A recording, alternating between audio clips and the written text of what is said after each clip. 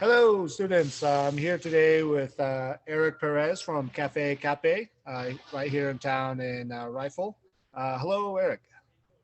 Hello, Altai. Hello, friends and family. So to start things off, Eric, can you share Cafe Kape, when you started that, and a little bit about the business? Of course, my pleasure. First of all, thank you, Altai, for having me here and for giving me this opportunity to be, part of this interview.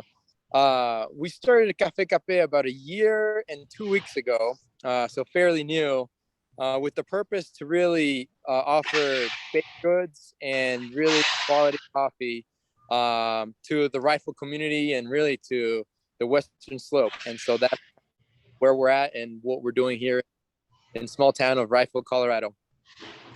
It must have been a challenging time to start off the business during COVID and right after COVID. How are things going now? Yeah, to say the least, actually. So COVID was happening, and there was quite a bit of reconstructing happening downtown when we were setting up. So it was just a bunch of things to deal with, but with God's help, we got through it, and things have been going well. We've definitely had our ups, and we've definitely had our low months for sure, but we're kind of learning what people like and what kind of baked goods are more popular within the community. And so just really trying to offer the best we can to our customers, which is all you guys. Awesome. Sounds great. And yeah, thanks for being a part of this. And for students, like, can you share a little bit, like, what kind of opportunities you might have, or for the summer, and how you want to be a part of this? Absolutely. So we have plenty of opportunities here at Cafe Cape. One of them being if you like to bake. We're always looking for those people that like to bake, like being out in the kitchen and experimenting, exploring with different baked goods. I mean, we have so much fun. Just both my dad and I run the business, and we're always coming up with new recipes and new ideas for baked goods. So if you like to bake, please swing by, and we have opportunities for you there. Other opportunities that we have is we are just recently getting a little more tech savvy. We use plenty of Facebook, Instagram, and now we're getting into a little bit of Snapchat and even TikTok. And so I've already been working with a couple high schoolers that have helped me come up with some TikTok videos and really trying to get that new generation right involved, because I think that's important. You guys are the future, and we definitely want to keep you guys in the loop. And Facebook, I mean, that's for the old guys. That's for and so knowing that TikTok is so much part of the high school community, and this new generation, we definitely want to know how to get involved and how to get creative with that tool. It really is just another tool that as a business we want to be part of and we want to be able to use. So if you have experience, if you like social media, if you got a creative mind, then we also should talk, and maybe we could come up with something that we can get working on. Awesome. Sounds like you have quite a few interesting opportunities for students. So for those of you tuning in, definitely visit their booth here at the expo, and also, just visit their cafe in town and ask about these opportunities. So just for you personally, Eric, can you share a little bit your background, before starting this business, your career pathway and how you end up starting a business? Yeah, it's a long one, but I'll make it short. I'm so I was born in Guatemala, and I went to school. I came to the US when I was 8 years old. I graduated from Aspen High School and went to college off in Minnesota. The reason being, amongst many, it was the financial aid I was able to get at Gustavus Adolphus College. And I went there for finance. I've always wanted to own my business.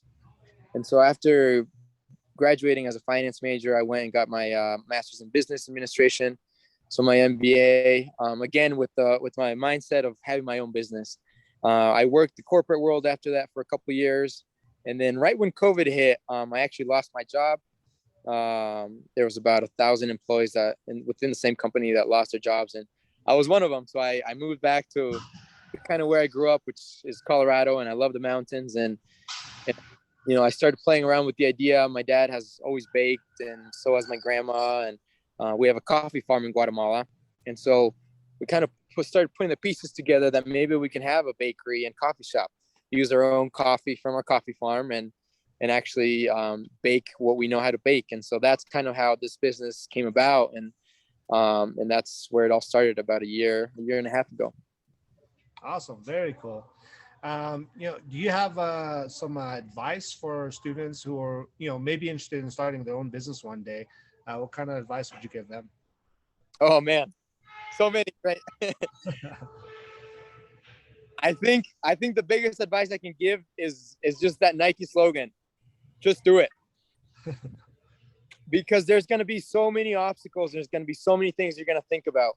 And in business and in school, you're going to learn about all the risks, right? And how to mitigate risks.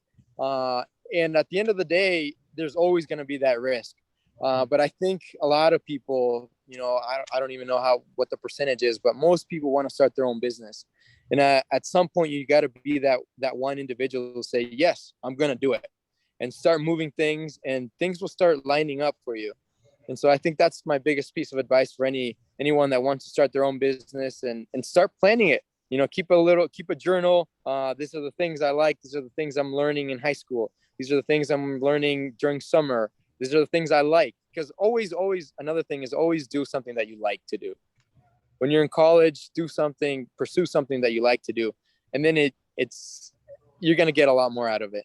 And so that's going to be my two biggest pieces of advice is do what you like to do, and then just do it. All right. Awesome. Great stuff, Eric. Thank you so much for the time, and we'll be seeing you tomorrow. Yeah. Thank you outside for having us here.